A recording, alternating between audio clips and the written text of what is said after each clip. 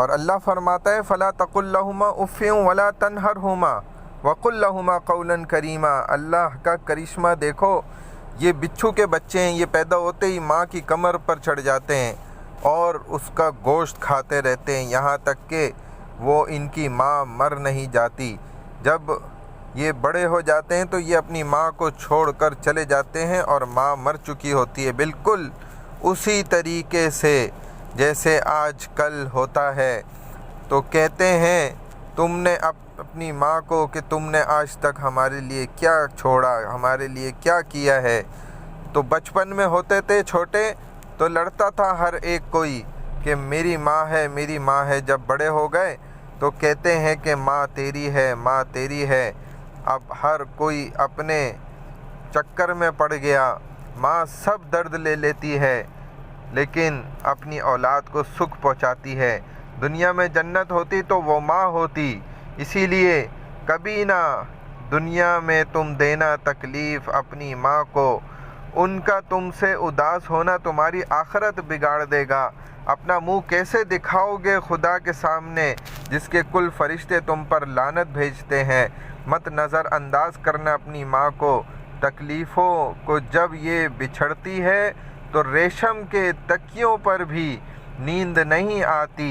ماں کی ایک دعا زندگی بنا دے گی، خود تو روئے گی مگر تم کو ہنسا دے گی۔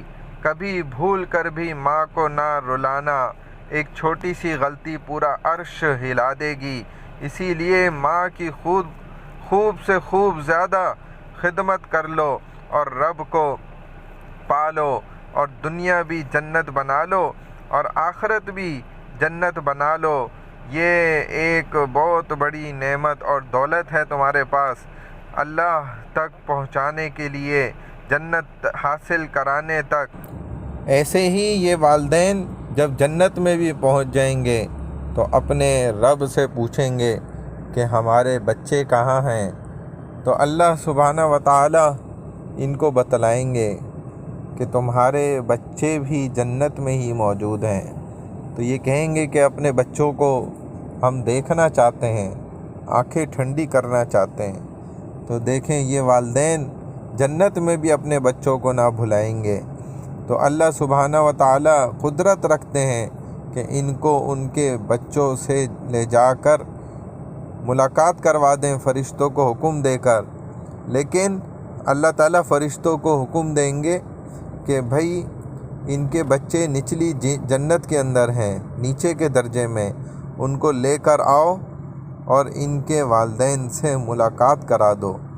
چنانچہ فرشتے ان کے بچوں کو لے کر آئیں گے نیچے کی جنت سے اور ان کے والدین کے ساتھ ملاقات کروائیں گے، اور یہ اپنے بچوں کو دیکھ کر اپنی آنکھیں ٹھنڈی کریں گے اور خوش ہو جائیں گے۔